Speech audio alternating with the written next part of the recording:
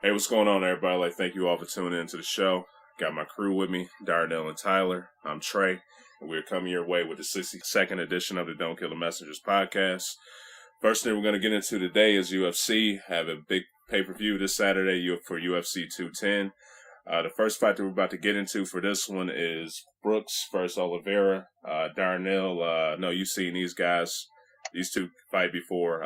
What can fans expect out of this fight? It's probably going to be kind of a chess match with these two.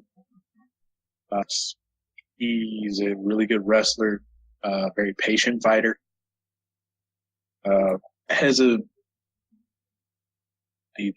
previous to coming to the UFC, left Bellator as their champion. Left with the belt, basically coming in UFC, but lost his debut fight against another Oliveira, Calera, lost by TKO. So pretty sure he'll be looking to try to get his groove back in this fight. But I think he'll be trying to keep it to the feet more so if he can outstrike him. Oliveira, though, is going to be more so working for grappling. He's a Brazilian jiu-jitsu whiz. If his fights, he's won by decision, or by submission. I think wins by submission. He has a sick guillotine choke if he can get his arm around. So I think that's what we're looking for there. Who can get to their strength. Brooks keep us standing and work through the whole fight. Maybe get some dominant position late if he can get a nice takedown. But probably a little scary to try to get somebody as well versed in BJJ like Oliveira and on his back. So probably it'll be best for him to keep it standing. Yeah. Now you have this going all the rounds? It'll be either probably a decision or a late round finish, but I'll lean Oliveira. Okay. In the fight. All right. Okay. Have to check that out, man. I'm not really too familiar with these guys, so just have to see. Up next, we're about to get into is Chris Weidman versus Gegard Mousasi. Is this a must-win match for Chris Weidman? Yes. The luster is kind of gone off of him, being that dominant champion that he seemed to be. He'll always be remembered as the guy that beat Anderson Silva twice, and of course beat him the second time with that gruesome leg injury. And he went on to have another couple good wins, but once he ran up against Luke Rockhold, got knocked out, and then lost his last fight by knockout against Yoel Romero. Starting to wonder what's up with him. And from a couple articles I've read about Weidman, it seems like he's in his own head a little bit too. He seems to have gone to some extremes to try to get his edge back for this fight. Apparently, I read an article on ESPN. Apparently, he was watching Rocky III, and wow. There's a scene where Rocky's talking to his trainer and just telling Rocky how he's gotten too, quote, civilized. He's gotten too big for his britches, didn't have a fighter's edge anymore. Was reaping the benefits of being a champion, all the money and whatever comes for it. Weidman almost moved into his parents' basement for this training camp, just to kind of go back to his roots. And I guess apparently he ended up moving into the guest bedroom in his house where I guess there's nothing there. So he would have the feeling of not having much, like no TV in there. He just reads and goes to see his kids when he wants to. But I guess he just tried to take himself away from the amenities he's gained through becoming a UFC champion. So it's pretty weird. We'll see how well it works out for him because I think he's going to be fighting a very game Musasi, who, like we were speaking earlier, he's on the last fight of his deal, and he isn't happy with how much he's making. Yeah. What better way to start a bidding war for yourself than to have a dominant win over a former UFC champion and start a bidding war between the UFC and Bellator? Yeah. Yeah, you're just talking about Rocky, man. Yeah, hopefully Chris Weidman can have that Rocky chin because, it's been looking kind of weak lately. But just how do you think this one will go? I'm leaning towards Musasi in this one, man. I just think, with him being on his last fight for his contract, man, and just how Weidman's been looking, his chin's been looking lately. I'm just favoring Gegard in this one with a KO. I actually am too. As big of a fan as I am of Chris Weidman, I'll be cheering for him. But I mean, if you look at the trajectory of both of these fighters, Weidman coming off of 2 KO losses, and Musasi's on a 4-fight win streak with the last 3 of them being by KO. He knocked out Thiago Santos, Vitor Belfort, and Uriah Hall. And none of those fights went beyond halfway through the second round. So he's been going in there and taking care of business. So yeah, we'll see what we get. Yeah. but yeah, I'm leaning Gegard too. I just feel like he's been more on point lately. I feel like Weidman has, if he's at the top of his game, he's a more talented fighter. But I don't know what's been up with him lately. But he's not been himself. And like it was clear when he stepped into the cage against Luke Rockhold that this wasn't the guy that we had been seeing fight for the year or two prior. Yeah. Now, you were just talking about it before we started, but Musasi, he was complaining about his pay and whatnot. He's a great fighter. He was talking about some of the names that he's beaten, like Mark Hunt. And, Mark Hunt, he gets paid more than him, despite his record, him having a better record than him and everything like that. How did you feel about, reading what he said? Do you think he's a very overlooked guy in the MMA business and whatnot, or what? He's a little bit underrated, yes. I think it's just he doesn't speak much, of course, and he's not American. Yeah. So I don't know how much of a language gap that is or whatever, but people have always been pretty high on him because he came in, he was like seemed like was promoted at least kind of a protege for Fedor Emelianenko back in the Strikeforce days. So people are looking at him to be the future of MMA, but he's never been able to take that step up and win a title. Yeah, I think that's one of the things that holds him back. He does have some exciting fights. He puts people down. He finishes fights. Of his 47 fights, he has 34 finishes. So yeah, that's a high finishing rate that he has. So yeah, I mean he probably is underpaid for the work that he puts in, but part of this game is also who is the most bankable. And yeah. He's not one of those types. He's not somebody that you throw his name up in lights, he's going to get you 500 pay-per-view buys just off the strength of his name. Yeah. Now, I was going to ask you too, he's been doing pretty good in the UFC. If he wins this fight and decides to sign back with the UFC, how close do you think he is from a possible title shot? Think he still has a little bit to go, or what? I think he wins this one. He's in the conversation. Okay. Yeah, I was thinking the same. All right, but like I said, it's a 4-fight win streak. I mean, no super huge name that he's like. He beat Vitor, Vitor's not Vitor anymore. Yeah. If we're being honest. Yeah. So I mean that's the best win, but out of it, but it is a 4-fight win streak. It is a name that everybody knows. Yeah. And I mean, I think he would be in line maybe like after Romero or give him a fight with Romero and they whoever wins that can go fight the winner of Bisping and GSP or something. Yeah. All right, and last but not least, for the main event of the fight, we have DC Daniel Cormier versus Anthony Johnson, Rumble. How do you see this fight going, man?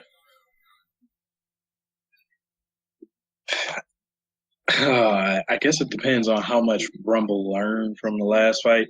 Yeah.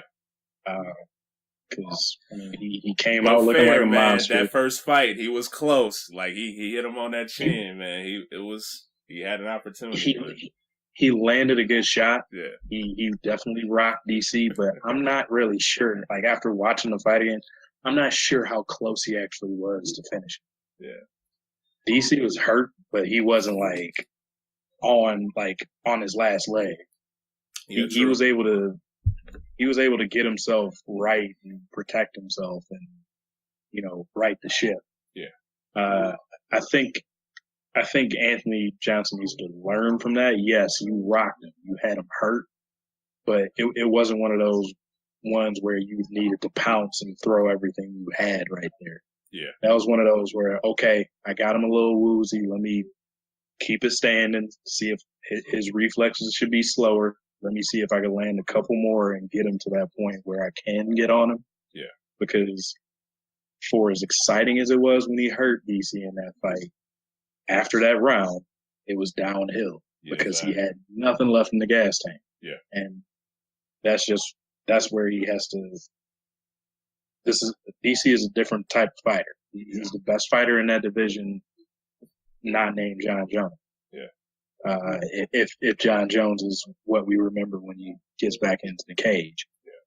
Yeah. That's the only person that has been able to beat this guy. That's the only person that's had Daniel Cormier's number. Nobody else on this planet that is a mixed martial artist has been able to deal with DC. Yeah. So I think AJ has the tools to do it, but it's all about how well he can serve his gas tank.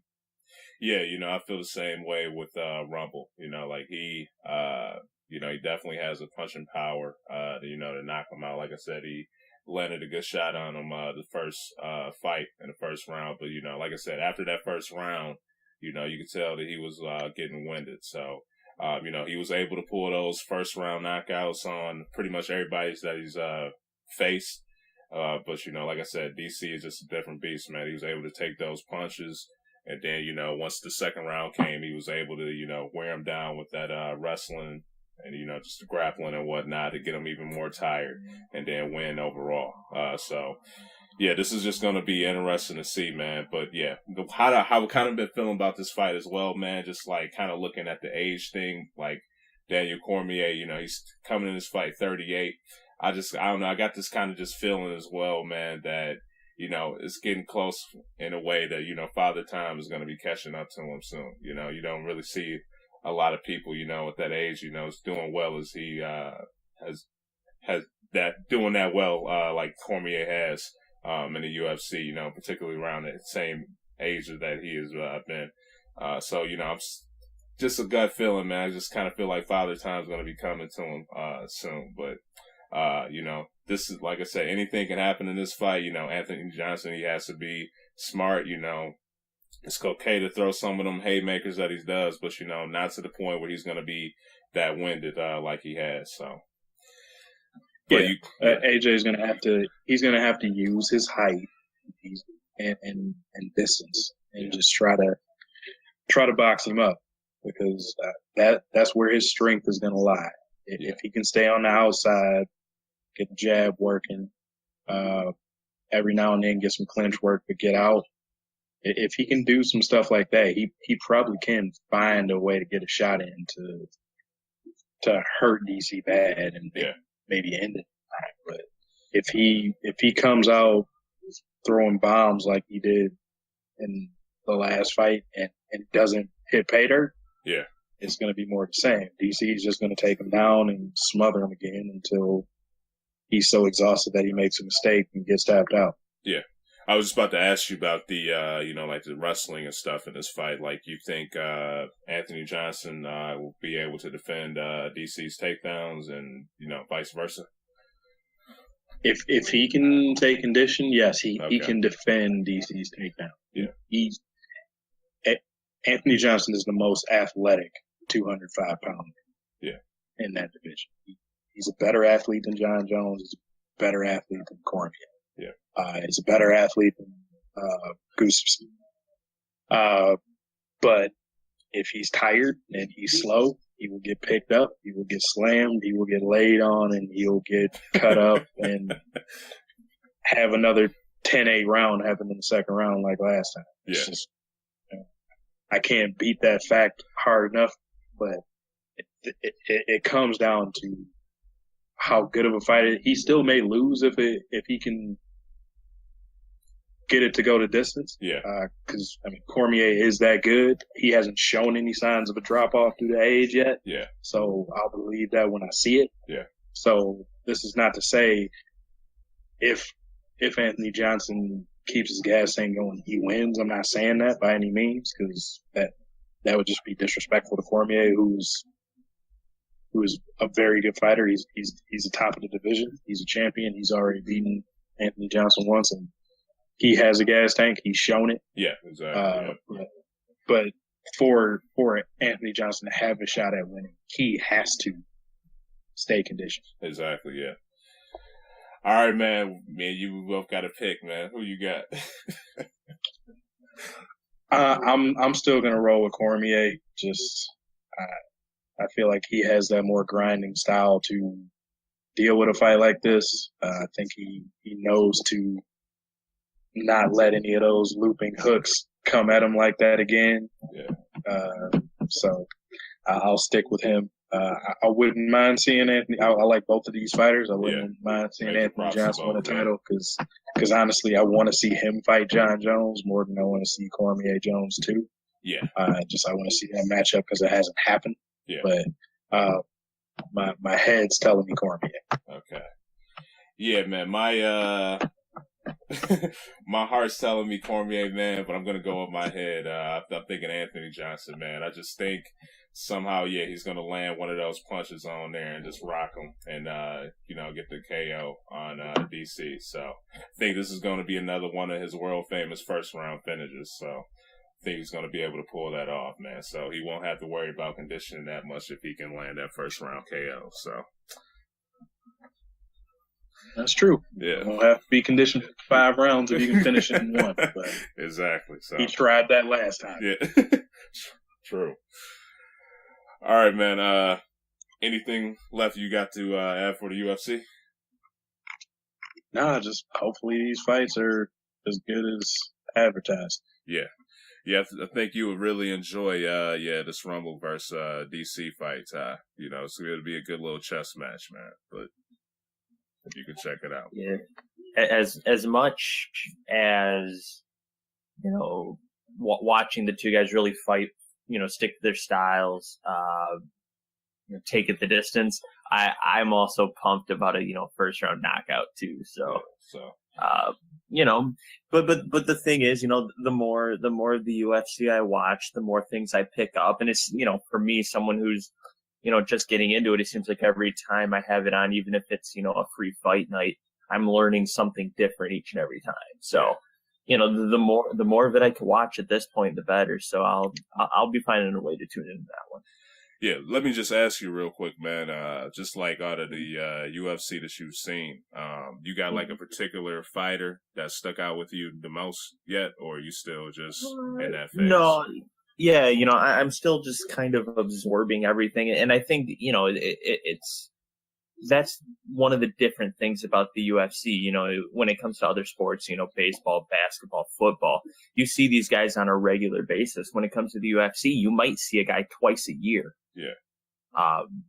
So it's the idea that I haven't seen a whole lot of anybody yet, really. And I could go back on YouTube and watch some things here and there, but the thing is, I'm gonna watch who's coming up. I like to see what they're doing now, not what they were doing 3 years ago, because they could be a completely different fighter, or their career has totally shifted in a complete different direction. So Yeah. I'm trying to stay with current what's happening now. I'll go back and look at some results, some previous division champions and things like that, and kind of see who's had control of the division, who seems to be moving up, down. Like one thing that caught my eye during what was the last one, 209? Yeah. During 209 was with some of the fights earlier in the card, and even in the prelims, seeing some of the guys who are ranked, whether it's 5th, 7th, 4th, just the thing I find interesting is when they get the post-fight interview, and the question always comes up, who do you want next? And I always find that to be such an intriguing question, because for me it really shows where people stand, how much confidence they have in themselves, who are they calling out? Yeah. How far ahead is that person that they're calling out? Are they pretty even? Do they just want a rematch? That's the thing I find really interesting, because if someone comes out and wins a fight convincingly, gets a knockout or a submission, and they're calling, somebody out at the top of the division, it's like, I really respect that, Yeah. coming out with a lot of confidence. And that's the business. So you have to believe in yourself. If you're not believing in yourself, you're not going to make it. Yeah. So if there's one thing that's kind of stuck out to me, overall, I think a lot of it is just the confidence that a lot of these fighters have in themselves, and the fact that they're not scared to stand there and say, I want this guy or this woman next. They know if I want a shot at the belt, I have to fight this person next and win. Yeah. So, it's basically a win or die business, and everybody in the octagon knows it. So it's definitely a different pace for me. First time I've gotten into something like this, and it's a different culture. It's pretty cool. Yeah. Yeah, man. Let me just add real quick, man. Like I texted you guys, but yeah, I'm pretty excited for that Lawler Cerrone fight, man. I think that's going to be a good one coming up. So, yeah. If you want to see somebody get knocked out, that's one. Yeah, yeah. Check that one out. That's going to be a good one to watch, man. Yeah. All right, guys, we're about to go to the NFL next. Just going to talk about Tony Romo. I was very shocked by this one. I thought he would have gave it another try, just to go see if a team wanted him to play some more football. Still think he has some gas in the tank to put up some numbers and help a team win. But, he decided to get in front of the camera and get behind the mic. So, just very shocked by this one, but what were you guys' thoughts on this when you heard about Tony Romo deciding to retire and pursue broadcasting? Yeah, I was definitely shocked by the retirement call. I thought that, once I heard CBS was getting into the mix, I thought that'd be very intriguing. For Tony Romo, take a year off, see what other job opens up. I could have seen him going to the Texans, and I think he would have been a pretty good fit there. But if he can get, a year injury free, commentate for a year, still work on his game on the side, I thought this could be a very good option for him. So I'm not surprised that he's going to broadcasting, but I'm surprised that he, called retirement. But as I thought about it, I decided, to do some research on his injuries, and he's missed games or parts of a game, in 2008, 2010, 2011, 2013, 2014, 2015, and 2016. So the guy is a walking injury. Franchises know that. They know that if you sign him, you're signing a risk that you're not going to get 16 games out of him anyway. And we talked about that last week. Teams knowing he's hurt all the time, is that making teams shy away? And apparently it was. I still think teams may have been offering for Romo. It'll be interesting to see what comes out as to what the offers were for Romo. I mean, mainly because, you'd think that with Dak Prescott being the guy in Dallas, that Dallas would be willing to move Romo very, very reasonably. But hey, good for Tony Romo. He's realizing that, he has an opportunity doing something else and something else that keeps him still involved with the game of football. And, best of luck to him in his new venture. But, I would have loved to have seen him, on the field another year. I think he could have led a team to the playoffs. But hey, I never blame somebody for, calling it quits, knowing that their body's had enough. So, good for Tony Romo there. Yeah, being the resident Cowboys fan on the podcast, I was pretty shocked when I got the notification that he was calling it a career. Like I pretty much had it set in my head in stone. He was going to the Texans. I just figured that was going to be the case, and since that looked like the best setup for him, I figured at some point the Cowboys were just going to have to release him and let him go there and sign. But I guess, like Ty was saying, maybe he just started thinking about his health. I tend to believe that maybe he was doing worse than most people thought, coming from 2 back injuries, broken 2 collarbones. There's a lot messed up on Tony Romo, especially since he's probably going to have to take a pay cut, seeing as no team is going to trade for him. I guess he thought he might as well go do broadcasting and make the same or more to not get hit, which, I mean, not a bad decision at all. Definitely shocking to see that he was going to call it a career, because I thought he had some more left in the tank to try to give that last shot at making a deep playoff run or that fairy tale and going and winning it and calling it that way.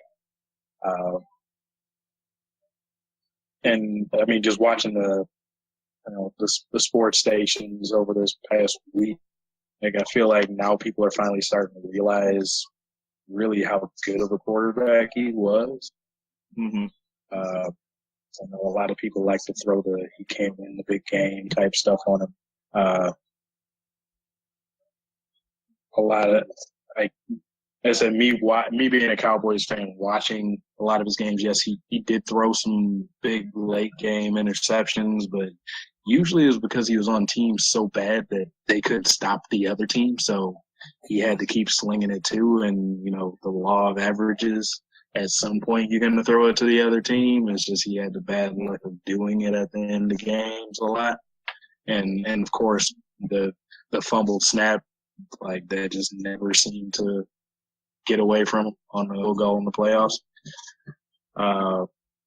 But, now as they're starting to look in and pull out numbers, if you just look at the numbers, he was probably the 3rd or 4th best regular season quarterback in NFL during his starting career.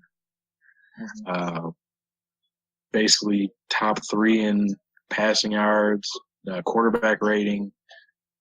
I think he has the most 4th quarter comebacks, actually, from his first year starting in 2003 to his last full season, which was 2014. So, I mean, the numbers are starting to bear out that, like, he was a ridiculously good quarterback that really only got to play with one really good team, and that was 3 years ago for DeMarco Murray's last season with the team, where they at least got to the playoffs and won a playoff game and lost on that ridiculous "it's not a Kevin Bryant" that they called off. So sad to see him go. I would have liked to see him even later. Go ahead. Yeah, I'll definitely agree with you. The stigma of, always kind of screwing it up, kind of fell over him, and he was never really able to shake it because he never made it to the Super Bowl. And, I always thought that was very unfair for Tony Romo. He was a really good regular season quarterback. He led his team to the playoffs, at least a few times, more than a lot of other quarterbacks, I'll tell you that. It's part of it for me was the idea that, he plays for the Cowboys. A lot of people like to hate the Cowboys. They get a lot of, America's attention. They dominate the media at times, and a lot of people just like to hate on what's popular, I guess, which I get. Sure. Yeah, and I get that. So, a lot of people say, my favorite team is, whoever their hometown team is and whoever's playing the Cowboys, stuff like that. But, I do think it was very unfair, the stigma that fell over Tony Romo, because, he's very talented. Him and Des Bryant were good for many years. Him and Jason Witten were good for many years. And like you said, I think now people are going to realize what we watched. Not saying Tony Romo's greatest quarterback ever, but, I think people will realize, while he was in the league, he really was a top 5 quarterback, throughout his career. And I think that, the argument is completely there, for him to be in that position. But I think the one thing I found most interesting about him moving to CBS is, news broke out that he's going to be replacing Phil Simms. So that means he's commentating with Jim Nantz. Like, for me, that's kind of a big deal. He got the number one spot for CBS. One. I love Jim Nantz. I think Jim Nantz is great. He covers a wide range of sports. He covers the Final Four. He covers the Masters for golf. NFL's number one spot for CBS. So he is, top of the top when it comes to broadcasting. And him and Phil Simms had a good thing going for a while. Phil Simms every once in a while kind of said something a little bizarre or whatever, but nothing, to where you think they would take him out of that spot and the chemistry that he had with Jim Nantz. So what do you think of that? We all watch games on CBS Sunday afternoons and hear Jim Nantz and, Phil Simms. So do you guys think it's kind of odd that he gets that spot, maybe not their number 2 spot?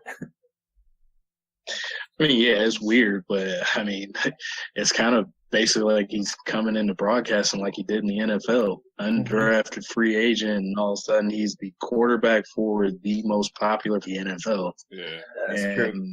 Now he's coming in as a quote unknown commodity as far as broadcasting goes to the number 1 spot on a big 3 network. So I guess he's doing it the Tony Romo way. Yeah. And, I will say, anybody who's heard Tony Romo talk with the media knows he's very professional. I think, most notably when he had that press conference, basically handing the team over to Dak Prescott, he was very professional about it, very mature, chose very good words to say. So, I'm not going to doubt that he'll have the ability. I think it'll take him, a few games to kind of ease into the flow of commentating. But, his analysis, I believe will be very good. He'll be able to break a lot of things down that the average person isn't aware of. And, Phil Simms, same thing, quarterback in the league, but, Tony Romo being, in the league more recent, I think he'll be able to unwrap a few more things that the average person wouldn't know than Phil Simms will. So, I find it an interesting fit that they threw him in with Jim Nantz, but to a point, it kind of makes a lot of sense because, being the number 1 spot, people like to hear Jim Nantz. So you're going to get all of Jim Nantz. And then you're also going to get the fresh new information that Romo can bring being less than a year out of the league. And I think that could make for some really good commentating, for sure. Well, and so Romo might end up calling some golf too. Really, I didn't hear that. Romo's a good golfer. Yeah. I don't know if you guys know this, but I don't know if you guys know, but every year he tries to qualify for the U.S. Open, And when you qualify for the U.S. Open golf tournament, you have to make it through basically a sectional qualification and then a regional qualification. He almost always makes it to the second round of qualification, almost every time. And he's a scratch golfer. He's a really good golfer. So I'd be very interested to see him get into the golf commentary. If he can get alongside Jim Nance there as well, that'd be very interesting. Yeah. You're a golfing guy, Ty. Why don't you try for it, man? Yeah, I'll just follow up Tony Romo. I'll learn from him. Hey, if he can make it in from having no experience before, so can I. All right. Yeah, I guess he's doing like golf's version of Brad Doherty, who calls NASCAR even though he's an NBA legend. So yeah. Oh yeah. Yeah. All you have to do is have a passion for it, I guess. Yeah. Yep. Now, how does this affect teams pursuing a QB in free agency? And did we were talking about Romo and Cap last week. Did Kaepernick stock go up with this retirement news? It had to have. Yeah. Really, two names are, in my opinion, there were three names, and now the Romo's out. There's two, and it's Cutler and Kaepernick. I mean, it appears that neither team really wants either of them, but the Texans are going to be in a very tight spot. And I think that you will see the Texans sign one of the two. Which of the two, I have no idea.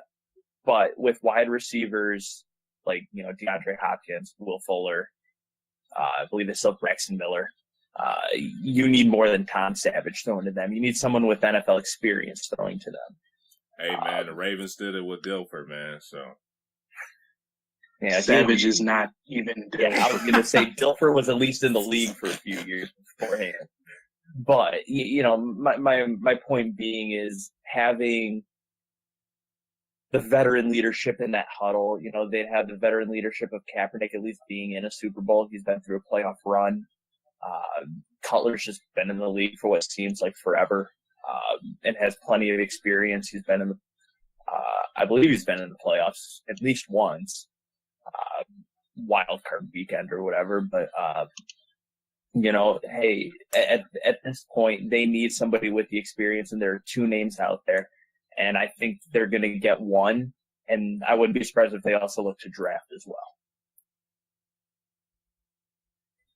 Yeah, we were talking about this over text. I think they probably do both. I think they probably draft a quarterback and they sign a veteran too. Just like I was saying to you guys on text, they have to know that their window of opportunity is only going to last so long. You got J.J. Watt having two straight years with off-season surgery. So you don't know how long he's going to last. But, for right now, they do have a decent defense. And it would be a shame not to have at least a competent offense along with it to be able to win some games. Because that defense is good enough to shut teams down. All the Texans will be needed for is 17, 21 points, and they can probably win 10, 12 games. So, yeah. I don't see how they Dunkler and Cap work them out, go through some film with them, and just see who best fits their system and pick one. There's warts on both of the quarterbacks. With Cutler, you're going to get some interceptions, and you're going to have a fan base that hates him based on the interceptions and based off his face, honestly, just because him and Eli Manning, I think, would be in the same boat, but Eli's won Super Bowls, but they both just have that facial expression where it looks like they either don't know what's going on or they don't care what's going on. So I think that's just a big blow for Cutler there. That he's just off-putting in that way. And then with Kaepernick, he has some accuracy issues. He did seem to clean that up a little bit in his last year in San Francisco. He at least had a good touchdown to interception ratio, but he was still 60% of his passes. So I guess it kind of comes down to who do they think they can build an offense around, or strengths more so with. But with Hopkins, they have to have a decent quarterback that can at least get a connection with him and run that offense to be reasonable in, because that defense isn't going to be great for long. And I say look at the Broncos to see. They maximized their window with Peyton Manning. They got their championship, and they did it just in time because that defense is falling apart now. Yeah. So they were good last year, but now they've had a retirement for one of their better defensive players, and Von Miller is going to start aging too. So years, especially in the NFL, unless you're the Patriots, where you can continuously get to the playoffs and go deep. Do it now.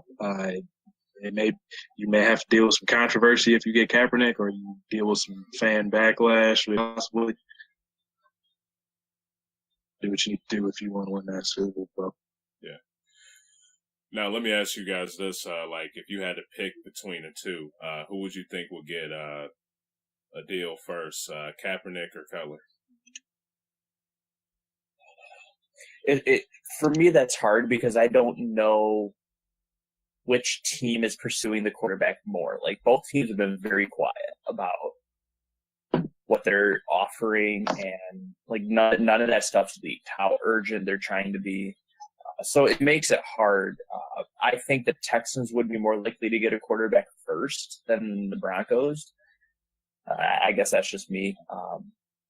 And because I believe it's the Texans looking to get it first, I would go with Cutler. And the only reason I would say Cutler to the Texans is because during his time in Chicago, he basically just force-fed the ball to Brandon Marshall. And then he just force-fed the ball to Alshon Jeffrey. And I mean, granted, they have a good running back down there in Houston and Lamar Miller. But, you need to force feed DeAndre Hopkins. Dude has great hands. He catches just about anything that comes near him. Will Fuller's the deep threat. Cutler has a huge arm. And I think he'd be able to utilize some things in that offense that Swiler was not able to do. And I think it would start with his ability to force feed a number one receiver. He's proven he can do it. And I think that would be intriguing for the Texans because, DeAndre Hopkins should never have as down of a year as he had last year. He's too talented. I think I lean the other way just because I feel like you can do more with Kaepernick. He's more athletic, so you can get him outside of the pocket. He can make some more things happen. I can deal with a little bit of the lack of accuracy if you're not turning the ball over a lot. Cutler is going to give the ball away. That's just one of those gunslinger type quarterbacks, so he's probably going to throw 15, 20 interceptions in a year. That's the quarterback he is. I don't hate him. I don't hate him like everybody else does. Like I said, I think his face is just hateable. But just for the situation, I think like comparison correct. Like doesn't Eli have the same type of look on his face all the time, throwing two passes that make you're right. In people's hands, and he got 2 Super Bowl rings. So people go, okay, he's won championships. So I may hate his face, Super Bowls, but Cutler doesn't have that luxury. Yeah. And here's where I'll agree with you for sure. I definitely think if you want someone who's going to protect the ball more for you, if you want someone who can keep plays alive, go Kaepernick. I completely agree. I'm not disagreeing with that analysis at all. I honestly think it's just more the arm factor. He's got a cannon. And to the point of, he'll throw the interceptions, I think they'll take advantage of that defense. I think they'll say, we will sacrifice the interceptions because we know our defense can handle it. Yeah, we'll take a couple of arm punts. Yeah, just about. But also to your point of, the whole win now thing, with the ever-evolving market known as free agency, players are here today and gone tomorrow. When the next big contract rolls along, it seems like players are willing to just step out no matter what the situation is. I mean, a la Darrelle Revis. Doesn't matter who you're going to. Doesn't matter if the team's 1-15 or 14-2. They'll go wherever the money's going to be coming from. So I completely agree with your assessment of the whole win now thing. And, as long as the Texans, the Broncos do what they feel is going to be best for them to win, hey, more power to them. I just think that both of those teams would probably be better off with one of these two top named quarterbacks still sitting in free agency.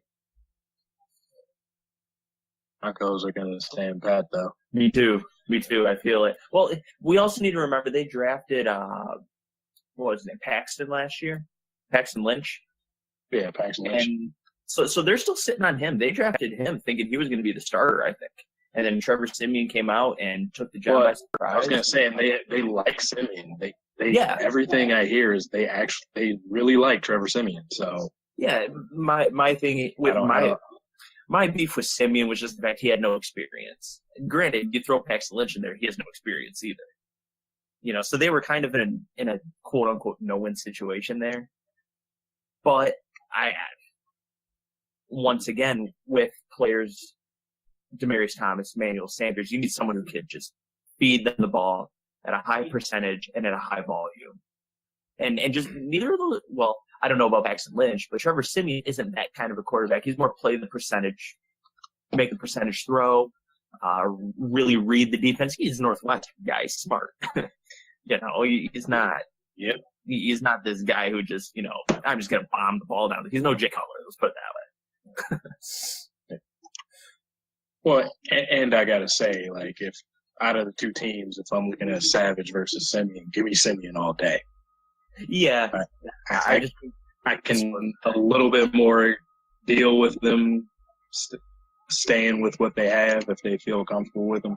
But, I mean, I do think they'd be if they took one of these veteran quarterbacks and ran with that, I think they would be better off as well. But it just everything seems like they're not going to do it.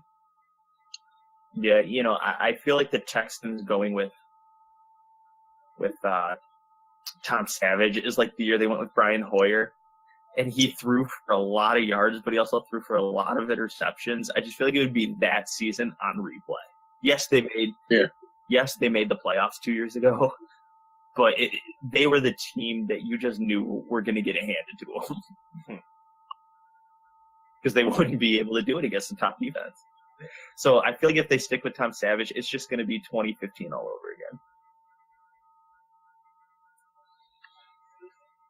All right, guys. Anything else to add for the NFL? Just real fast, both of these names should be picked up. Yeah, like there's no reason they should still be sitting in free agents. Yeah, I mean, you can't say there's 32 quarterbacks better than either of them. Yeah. So. Yeah.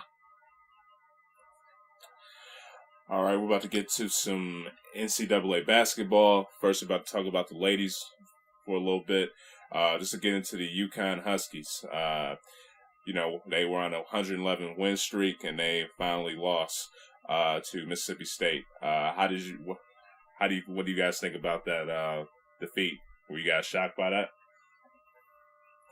Did either of you watch the game at all? Of course. Okay, Trey. I tuned in once I saw it was a close game. Yeah, me too.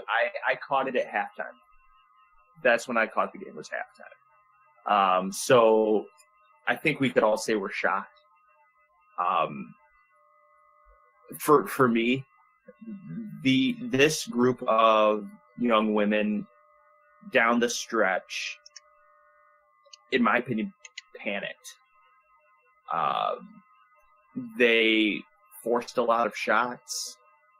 Especially the last shot they attempted, 26 seconds left, no shot clock, and they drive the limit about 15 seconds left and throw up, in essence, a prayer trying to draw a foul and hit the bottom of the rim, And we all know what happened after that. Mississippi State comes down. It's buzzer beater on the next possession. But that was the first time I watched the UConn women and honestly thought that I don't know that they're executing a game plan. I think they're just trying to force. We have more players.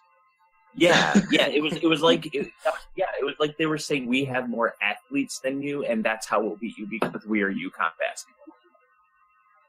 And it just didn't work at all. I mean, I loved the fight and the grit that Mississippi State played with. It was very interesting to watch them really scrap on both ends of the floor. They were getting tough buckets inside. They were playing some tough defense. Very, very physical for a women's game. And I think that messed with UConn a little bit. I didn't think they expected someone to come out punching first. It's kind of a situation when, two fighters go out and the more aggressive fighter doesn't land the first punch, you're kind of thrown off. The rest of the fight's kind of dictated by that. And I think that's what happened here, really. Mississippi State, they fought super hard. I was real impressed with how they played. But yeah, for me, this was the first time I watched the UConn women and really thought that they were not executing a game plan that Gino REM was drawing up. Yeah, I feel like this is one where Mississippi State came out. It's like, okay, championship to UConn. You're not acting like there's two teams in here, so yeah, the disrespect. In their face, we're gonna play. Yeah, and it's one of those situations where it worked out. They were motivated, and shout out to Dawn Staley, South Carolina's coach. They she had them motivated and ready to go. They the whole time they were fighting and got it down to a big bucket. They slayed the giant. Yeah. Now, you guys think this 1-11 streak will ever be broken? Possibly by UConn again, or only team that would have a chance to do it. They have 200+ game win streaks. So. Yeah. Yeah, I believe the NCAA men's record's 88 by UCLA, and nowadays the men's game's just too competitive, the talent's too widespread for a team to get on that big of a win streak. So if a team does it, I would expect it to be the UConn women. I think they've definitely cornered the women's basketball market and have just about all the talent flowing to them. So if a team comes even close again, I'd expect it to be them. Yeah. Now, what are some records in sports that you guys think will never be touched? Again, since 111, that's a 111 win streak. That's quite impressive. But what are some other records that you guys feel that's up there with that? Trey, do you have any here? Do you want to start us off? Or did you not? Yeah, I got some. One I got for. I did a lot of basketball for this one. But for I got Wilt's 100-point game. I think that one will take a huge effort. Yeah, I got John. Phenomenal. Yeah, I got John Wooden with his 10 championships. For NBA, I had John Stockton for a couple, just with his all-time steals. The person who's in second place is Jason Kidd. He has like 800 more than Kidd. And his assists, too, he has 3,000 more assists than person with 3,800 more than who's in second place. That's Jason Kidd as well. So John Stockton for that, and Kareem Abdul-Jabbar's all-time points. Yeah, I also had Kareem Abdul-Jabbar's all-time points. And, one reason I had that one on my list is you look at who's left on, the top 10 of that list and who's active. You have Dirk, who's probably hanging it up after this year. Yeah. There's been, talks about it. And then LeBron James. Those are the only two active players left in the top 10. And LeBron James still has just under 10,000 points to get to it. Yeah. like how many seasons will that take? Granted, with the resting, you're probably missing a full year by the time you would catch up to that with all the resties or with the rested. Well, I say the regular season doesn't matter to him, so Yeah, so I mean, but just to think that Kareem Abdul-Jabbar is over 9,000 points still ahead of LeBron James. Like that's incredible. Yeah, that's incredible. But yeah, the one I had that you didn't is I'm going with Jack Nicklaus in golf for the all-time majors.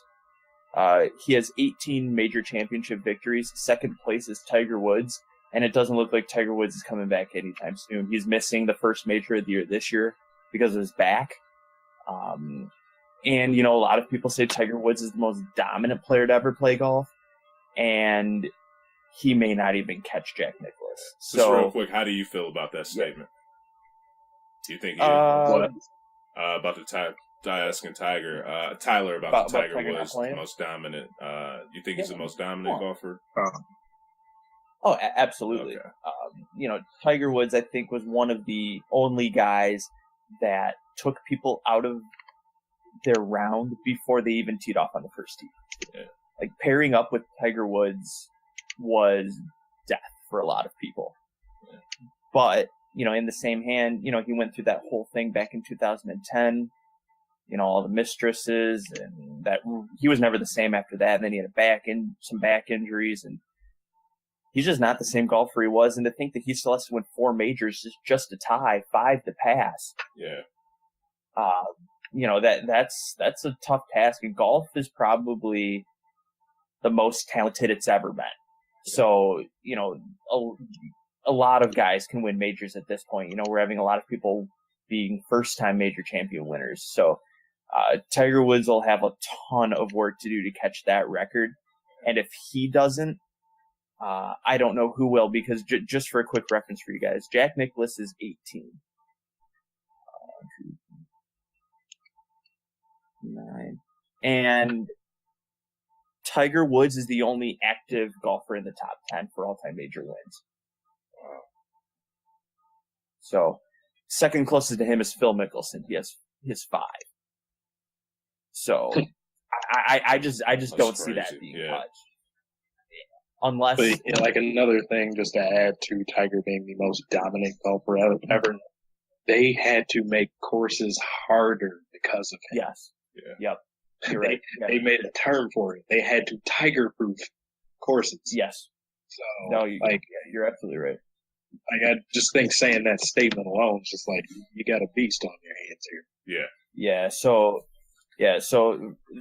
that's one for me, definitely being into golf. But, and I think, like I said, just to put that in perspective for you guys, the two guys that are active that come on the list still are Tiger Woods in second place with 7 or with 14, and then Phil Mickelson with 5. Like, good luck hitting 18. If Tiger Woods can't do it, I'll at least phrase it this way: I don't think somebody in my lifetime will reach 18. Yeah. I had another one too, real quick. I don't know if you had some more to add, Ty, but got to give a shout out to my LA Lakers too for the 33 game win streak in the NBA. Yeah. So that's a good one. Yeah. I'll let Darnell hit I'll let Darnell hit a couple. And if he has a couple or if he doesn't have a couple, I'm going to throw a couple more. Well, I think it's a given. Everybody would accept that it's kind of artificially made, but the single season home run record, I don't think anybody's touching that. Barry Bonds. Yeah. Just seeing as he destroyed the Roger Maris's record on his own, and just seeing it just because, they've cracked down more on the PED usage. Yeah. As long as that's the official number, it's not getting broken. Yeah. What about the all-time record? Well, probably not that either. Yeah. That number's up there. Yeah. But I will that was say, the main one that hit me because going back to one of Trey's, I actually do give LeBron an outside shot at passing. He would be the only player I'd give a shot. Yeah. Like, yeah, he would just have to, just stay healthy, take care of his body, man, and Which he's been. I Yeah. mean, how much of a season has LeBron James ever missed? Yeah. Like he's never had a significant injury, and he's just one of those players with that body type where I think he's built to where if he wants to, I'm not sure if he would want to, but I mean he's the type of guy that's built where he could have a 20-year career, transition to playing the 4 or something like that once he gets into his later years, and can still probably average 15, 16, 17 points a game coming off the bench just because of how he's made. Yeah. Mm-hmm. Yeah, and kind of back to your point about, Barry Bonds, at least with baseball, if someone catches the record, you can have a very prolonged career in baseball. Yeah. And I think that's probably the sport outside of golf where you get a very long career. If you break into the majors at, age 18 or 17 or whatever, so if someone catches it, they'll have to start hot, and they'll have to start hot fast. Yeah. So, but yeah, I agree with the Barry Bonds one there, for sure. And it's kind of interesting because, I was telling you guys before we started recording, when you're looking up some of these records, some of the lists had the Oscar Robertson triple doubles record. Yeah. And that's one that's most likely going to be broke. Yeah. So it was kind of funny, it's like records that will never be broken. Oscar Robertson, 41 triple doubles. It's like, well, it got tied. Yep. So it'll be real interesting to see what happens with, Russell Westbrook after if he beats that record. We can't say it's a given, but kind of feels like it. Yeah. Yeah, it does. I mean, he's doing it pretty controllably, so at will, if you will. So, yeah. Other than that, I mean, there weren't too many other ones I saw. Trey, you hit on the 100-point game by Wilt Chamberlain. I saw a lot of kind of odd ones. Some undefeated, boxing records, some knockout records, some things like that. Just another interesting golf one for you guys. Byron Nelson, back in 1945, won 11 straight tournaments. That probably won't happen again. Yeah. But that's just ridiculous. Yeah, it's crazy. Yeah. So, yeah, I mean, in reality, there's a lot of records out there that, we may not even be aware of, that are happening, maybe in some less popular sports or overseas. Yeah. So, if there are some big records out there, maybe those ones won't be broken too. But, yeah, it's really interesting to always see some records get tested. It seems like every once in a while we have someone testing Joe DiMaggio's 56 hit game. Yeah. Or 56 game hit streak. And no one's ever reached that one. So that one seems like it could be reachable at least. You always see guys get up into the 20s, sometimes the 30s, but that one hasn't been reached either. But I see that one getting reached eventually. Other than that, I mean, I think we hit some really good ones. Yeah. All right, guys. Now let's get to some men's basketball. Start talking about that Final Four. Let's start it off with South Carolina Gonzaga. How did you guys feel about that game?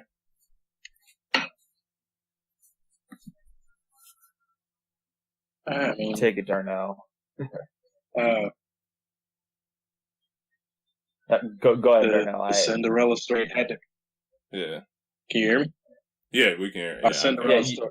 You were. Cinderella story had to come to an end. It was fun seeing that South Carolina run, but Gonzaga came out and showed they meant business. The original Cinderella wanted to try to get their shot at finally getting the title and came through.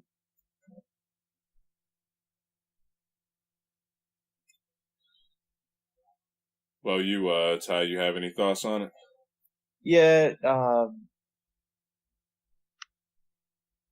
it's hard for me to sit here and say that, it was a great game. In some ways it was, but in a lot of ways it wasn't. I think one of the most notable things about the national championship game, at least, and was the idea that the reffing was. Well, we'll get to that in a sec, man. Okay, my fault. I'm jumping ahead a little bit. Yeah. So yeah, my fault. So just the Final Four is what we're talking about. Yeah, I don't know if you heard, if I broke up or what, but yeah, we're talking about Gonzaga and South Carolina. South Carolina. Yeah. Okay, yeah. You must have cut out because I don't remember you saying that. Yeah. Sorry. Yeah. So that game was very interesting. Two strong defensive teams. I liked the matchup. I know Trey, you were pulling pretty hard for South Carolina to jump in as the 7th seed, but Karnowski had a pretty good game there. He was a dominant player for them throughout the tournament. Nigel Williams-Goss, same thing, and then all their role players just did their job. They had to fight really hard to move on from that game. I give Frank Martin a lot of credit for making his team, which was a 7th seed, really believe in themselves. I think that shows the strength of Frank Martin as a coach. He had those guys defensive minded, and the offense ran through, Thornwell, and, unfortunately Thornwell just didn't have a typical game that he usually has. So in the end, the team, saw that they missed, the extra offense that he typically brings for them. But at the end of the day, they had that nice little streak though, man. When they up in that second half, I thought they were going to get together because Gonzaga was looking rough. Yeah. But they finally got it together at the right time. Yeah, definitely. I mean, like I said, Thornwell wasn't completely there offensively, but South Carolina still gave an incredible effort. Despite their best player not having his best game. Yeah. But that could be credited to an off night. That could be credited to good Gonzaga defense. But basically, in my opinion, just the better team won. I just think Gonzaga deserved to make it to the national championship game. All right, guys. Now, what about UNC versus Oregon Ducks? Yeah, here, in this game, I think we got a lot better of a game than we thought we were going to get. That's definitely how I feel. I thought Oregon didn't have enough up front to really compete with North Carolina. I thought, that front line of Jackson, Meeks, and Hicks would just kind of have their way. But Oregon, real tough.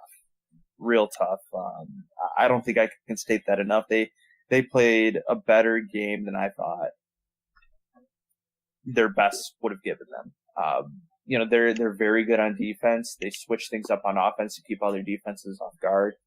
I think the thing I liked about them the most was their big man Bell.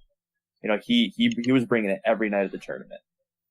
He played really well for that team, and he kept them in the game in a lot of ways. He was their rim protector. He was their big rebounder. And it seemed like any time the ball was up for grabs, he was coming down with it. So, that game, neither team really shot the ball very well. But, North Carolina just had enough firepower to get past them in the end. Up front, the rebounding. It was interesting because when Oregon beat Michigan failed to box out on a free throw. And they, made 2 points with about 12 seconds left or something like that. And then here, 2 free throws where Oregon failed to box out. North Carolina came up with the rebound both times, which was a very shocking end to that game. But when they needed the rebound most, they couldn't get it. And UNC, which rebounds the ball very well, made the most of it and got a ball they shouldn't have. Yeah, that was the thing that stuck out to me most in that game, which is Oregon. You've been in this situation before against Michigan, and you couldn't box out, get to a basketball on a free throw where you have more people on the line. So like it was tough watching that one where UNC did what they needed to do to win the game, but yeah, it's just hard to see when a team allows themselves to be beaten just because they're not getting after the basketball. When 9 times out of 10, that's the defense's ball. Yeah. So, but Oregon did play a very tough game, stuck with UNC till the end, but a couple mishaps there at the end cost them. Mm-hmm. All right, guys. Now let's get into this awesome finals game. I know, Ty, you're pretty excited about those referees, but Gonzaga versus UNC, don't get me started. Jeez. Okay, I will at least start it by saying this: the referees had nothing to do with North Carolina going basically 5 for $1 billion from 3-point range. They had nothing to do with Gonzaga shooting about 25% in the second half. They were at 18 at one point. I know. That was not the refs. What was the refs, in my opinion, was the flow of the game. There was zero flow. It seemed like there was a foul every 5 seconds. It seemed like every time down the floor. Yeah. Whistle. Down the floor. Whistle. Down the floor. In the second half, there was 14 and a half minutes to go, and both teams were in the bonus. Yeah. That's what? 14 fouls in roughly 5.5 minutes of play? Mm-hmm. That's more than 2 fouls a minute. Like, what in the world constitutes for that kind of ref? Well, have you seen that many off the ball fouls called ever in a game? Probably not. Like meeting somebody coming on a cut just because you put a body on them, they were calling fouls. I'm just like, no, that's basketball. Like, what are you? I know. We, on here have talked before about the idea of refs need to make the call because it's the right call. But I would rather have a ref let more things go than what we watched on Monday. Just being honest, I would rather actually see teams get fast break opportunities. I'd rather see teams be able to run 2 offensive sets without a whistle. I mean, I just the game went overly aggressive. Midnight. Yeah, the game went till about midnight. Granted, it was a 9 o'clock starter, but still a 3-hour basketball game. Yeah, because of the fouls. Like, I mean, and now granted, both teams good defensively. Both teams play aggressive. But the thing is, refs have to do their homework too. They need to know that both teams are aggressive and both teams are going to just be making contact. And knowing that, you need to let some of that contact go. Just knowing that it's the nature of these two teams. It's going to be the nature of the national championship game. Why in the world were both teams' 3 best players almost fouled out? Like, I understand a player fouls out, that happens. But, Karnowski almost fouled out. Meeks almost fouled out. I think Hicks almost fouled out. And this was all with 6 minutes to go, 7 minutes to go. Like, we want to see the best players on the floor deciding the game. I mean, that's what I wanted to watch. Thankfully, none of them fouled. I believe Collins for Gonzaga fouled out. And he fouled out with 4 minutes to go. Yeah. But that game was very frustrating for me to watch. And like I said, because there was just no flow. The refs dictated a lot about that game. Like I said, they're not to blame for both teams shooting the ball poorly, but they dictated how that game flowed, and it was tough to watch for me. Yeah, this was definitely like Trey being the one that's new to college basketball. thank God that wasn't like the game we got you to watch first to try to get into. Oh, I know. Like I know. Like that. It was looking this was rough, the man. worst Yeah. possible example to try to get somebody that's like, I only watch pro basketball, college basketball. This is your championship game. It looks like two teams that can't shoot and they're not allowed to do anything. Yeah. So it was just an influx of just everything you don't want to see in a game. There was a lot of sloppy play, a lot of bad turnovers, a lot of poor shooting. Like, nobody could hit a three. And like you were saying, fouls every 5. Like, the refs were calling it like North Carolina was playing Duke or Gonzaga was playing whoever the hell their worst rival would be. BYU, probably? Yeah, like they thought a fight might happen or something. So they were just like, you can't touch anybody.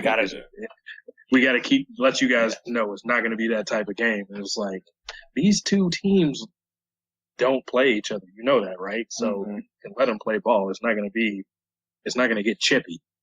Yeah. But yeah, they called it so tight, like it was Pontiac Northern versus Pontiac Central. I mean, anybody else listening might not know what that means, but Trey, you get it, right? Yeah. Like, two schools where you might actually have a brawl breakout or something. Yeah. Yacktown's finest, man. Yeah. But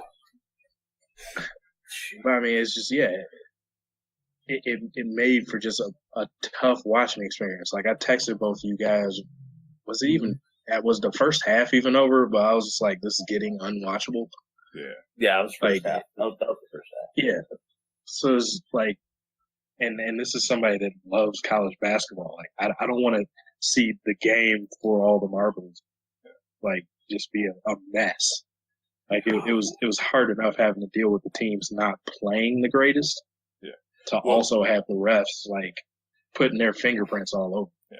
Let me ask you guys this, because I know Tyler, you said, you don't blame the shooting on the refs, but in a way, what you kind of do, because, like with them calling, the fouls like they were, sometimes, man, just with shooting the ball and stuff, you got to get your rhythm, and it's gonna be hard for you to get a rhythm when every time you go down the court, you're on offense, they calling a foul, kind of messing up. So. Do you think, possibly that, or do you still just stuck with, just both teams should have just went out there and shot the ball better, regardless of that? Well, I'll say both. I mean, North Carolina should shoot better from three than they did, no matter what the reffing situation is. But I also understand that, you're looking at Gonzaga in the second half, where Karnowski picks up his third foul like 10 seconds into the second half. And where does he get his buckets? Down low. Yeah. Well, you're not going to be, banging down low if you're thinking, they're just going to call a foul on me. So Gonzaga probably didn't shoot the ball real well because they couldn't get the ball inside. Yeah. And when they did, it didn't help that Karnowski was missing 2-footers. Yeah. I mean, he missed like 3, I think, like in a row. And but I mean, still, yes, to your point, the refs can tribute to poor shooting. But like for North Carolina's case, they shouldn't have shot as poor from three as they did. They're a better team than that. Yeah, they were missing a ton of just wide open shots that did seem to be in rhythm. Just, things were clanging. It was a bad shooting night for both teams. North Carolina's was mainly, NC was mainly from the outside, and Gonzaga just making baskets at all, which personally I expected from Gonzaga to have a tough time scoring just because they're tall at every spot. And they defend very well, so I thought Gonzaga would have a tough time scoring. So expected from them. They were still scrapping along in the game and doing what they needed to do to get buckets, but I expected them to have a tough time getting points. But they were aided by North Carolina not being able to shoot at all. Yeah.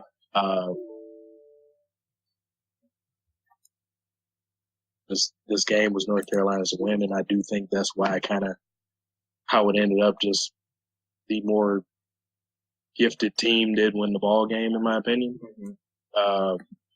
But if North Carolina could have shot it all, and even if Gonzaga shot a little bit better, as many open threes as UNC missed, I think they would have won that game more. But they couldn't shoot.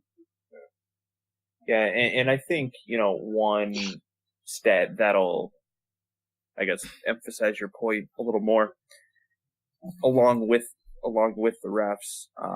There was a point in the second half where Gonzaga went almost 8 minutes without a field goal. Mm-hmm. It was a tie game. Like, what team doesn't score for almost 8 minutes and is tied? Mm-hmm. Like, that shows one, that refs are giving them free throws and therefore keeping up, and two, that shows that North Carolina couldn't do anything either. Like, they were missing that many shots that allowed Gonzaga to go 8 minutes without a field goal and be tied. Like, that to me, that's ridiculous. That shouldn't happen. And I don't care what level of basketball you're playing. Now, just looking at this March Madness tournament, guys, was there any players that come to your head that improved their stock just with their play in the tournament for the draft? Malik Monk and Fox, I think, both did a good job of securing themselves as high draft picks. And I would say Josh Jackson as well up until the game against Oregon.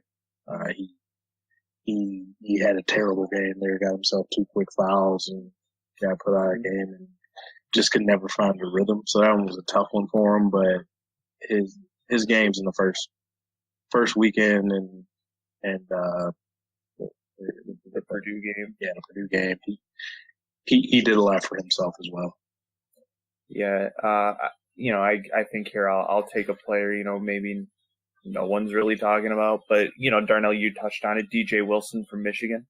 If he decides to go into the draft, I think all he did was help himself. He probably went from being, a late to mid second round pick to an early second round or a late first round pick. I think I'm not into the first. Yeah, like I'm not saying by any means. Yeah, he by no means played himself into the lottery, and I'm not saying that. But I believe he only helped himself. And I think we saw that with each game that went on in the tournament. Nobody when Oregon played Michigan had a great game on either side. So, that game's kind of a wash, but against Oklahoma State, rather, he played really well for Michigan.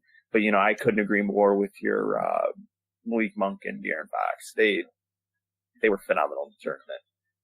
They couldn't go a little further to see what they could have done on an even bigger stage.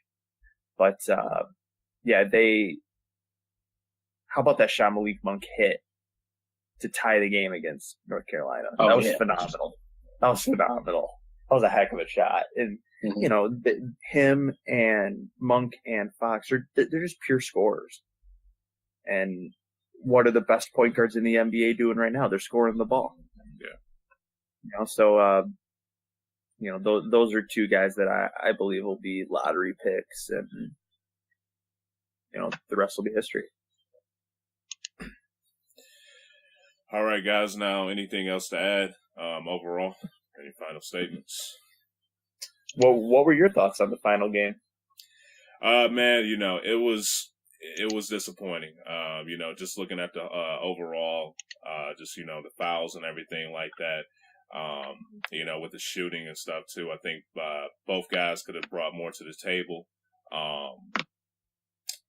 And, the referees could have helped too a lot with just the foul calling. Definitely agree. Sometimes you just got to let the big boys bang and, do their thing and play aggressive, especially, when it's playing for the national championship.